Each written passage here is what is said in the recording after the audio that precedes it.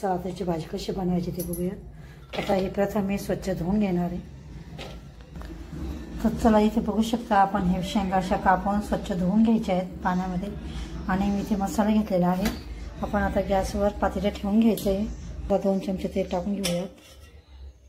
तर इथे बघू शकता 2 चमचे तेल टाकून घेतलेलं आहे। तेल टाकू शकता। तर आता आपण अर्धा चमचा राई टाकून घ्यायची, 1 चमचा जिरं, 1 चमचा लाल तिखट, 1 चमचा मी अंबारी मसाला टाकते आणि आपल्याकडे जो मसाला असेल तो तुम्ही टाकू शकता। मी अर्धा चमचा मालवणी मसाला टाकते, थोडी हळद आणि ह्या फोडणीमध्येच आपण आता हे शेंगा टाकून घ्यायच्या। स्वच्छ पाण्यामध्ये धुवून फोडणीमध्ये सुद्धा टाकून परतून घ्यायचं आहे। इथे बघू शकता अशा पद्धतीने। तर इथे बघू शकता सगळ्या शेंगा आपण फोडणीमध्ये टाकून घेतलेल्या आहेत। फोडणी टाकल्यानंतर याला छान फोडणीमध्ये मिक्स करून घ्यायचं आहे ह्या अशा पद्धतीने। तर याला छान असं कमी गॅस करून वाफवून घ्यायचं आहे। हे आपल्या कवळ्या शेंगा आहेत, घेताना शक्यतो अशा कवळ्याच घ्यायच्या आहेत। जर माझी व्हिडिओ रेसिपी आवडत असेल तर लाईक करा, शेअर करा, चॅनलला सबस्क्राईब करा। तर चला आता याच्यामध्ये आपण तेथे मी झाकण ठेवून याला वाफवून घ्यायचं आहे, शिजवून घ्यायचं आहे शेंगा।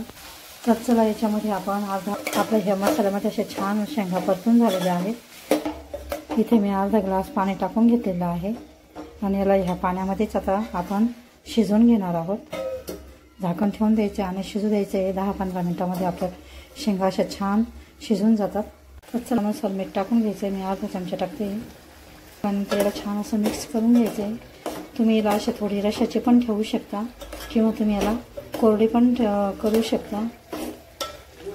तर आता याला चला आपण याला छान असं शिजवून घ्यायचं आहे। तर इथे बघू शकता आपण अर्धी वाटी शेंगदाण्याचं कूट ह्या शेंगाच्या भाजीमध्ये पण टाकून घ्यायचं आहे आणि असे ही छान फोडणीमध्येच याला छान असं शिजवून घ्यायचं आहे। आधी आपण तेला मिठात ह्या शिजवून घेतल्या, नंतर शेंगदाण्याचं कूट टाकून अशा कोरड्या बनवलेल्या आहेत। तर अशा ह्या छान आपल्या आभाईच्या शेंगा तयार होतात। शेंगदाण्याचे कूट टाकून पण ह्या छान लागतात झाल्यानंतर। तर अशा पद्धतीने आपली छान अशी कोरडी भाजी शेंगदाण्यामध्ये पण ही छान अशी तयार होते। तर अशी भाजी तुम्ही पण नक्की करून बघा। व्हिडिओ आवडल्यास लाईक करा, शेअर करा, चॅनलला सबस्क्राईब करा। व्हिडिओ बघितल्याबद्दल धन्यवाद। मस्त खा आणि स्वस्थ राहा। पुन्हा भेटूया अशाच नवीन व्हिडिओसोबत। तोपर्यंत बाय।